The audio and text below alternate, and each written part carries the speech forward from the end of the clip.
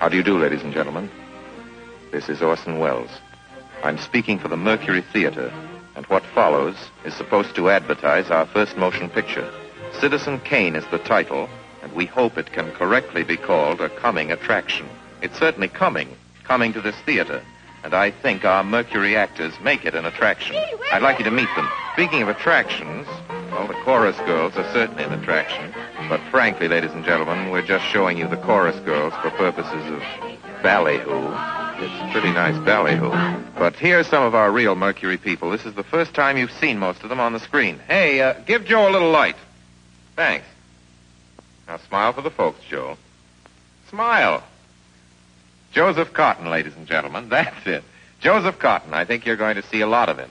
Here's Ruth Warwick, whom I know you love. Ruth. Look at the camera, Ruth.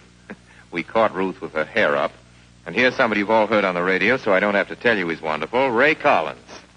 Dorothy Commongore is a name I'm going to repeat. Dorothy Commongore. I won't have to repeat it much longer. You'll be repeating it. And here's George Coulouris, who's a grand actor. I'll say that name again. George Coulouris. Watch it. Here comes Everett Sloane. Look out, Everett. Oops. Everett Sloane, ladies and gentlemen, he isn't necessarily a comedian. And here's one of the best in the world. Agnes Moorehead. I've said a lot of nice things, but Erskine Sanford deserves some more. Erskine Sanford. So does Paul. Paul Stewart, everybody.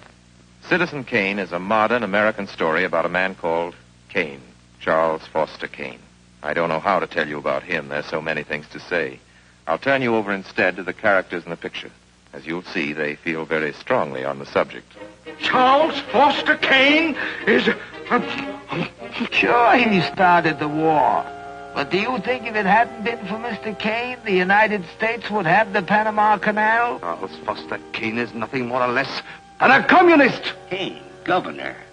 Listen, when the voters of this state and Mrs. Kane learn what I found out about Mr. Kane and a certain little blondie named Susan Alexander, he couldn't be elected dog catcher. I'm going to skin Mr. Charles Foster Kane alive. I'm going to marry him next week at the White House. Emily, I hear you've been stepping out with Charlie Kane. Of course I love him. I gave him $60 million. Well, of course I love him. He's the richest man in America. But all the girls say about him at first. But you know, I can't help but admire him. He's crazy. He's wonderful. Ladies and gentlemen, I don't know what you'll think about Mr. Kane. I can't imagine. You see, I play the part myself.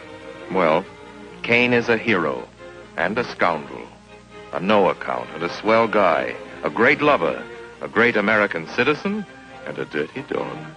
It depends on who's talking about him. What's the real truth about Charles Foster Kane? I wish you'd come to this theater when Citizen Kane plays here and decide for yourself.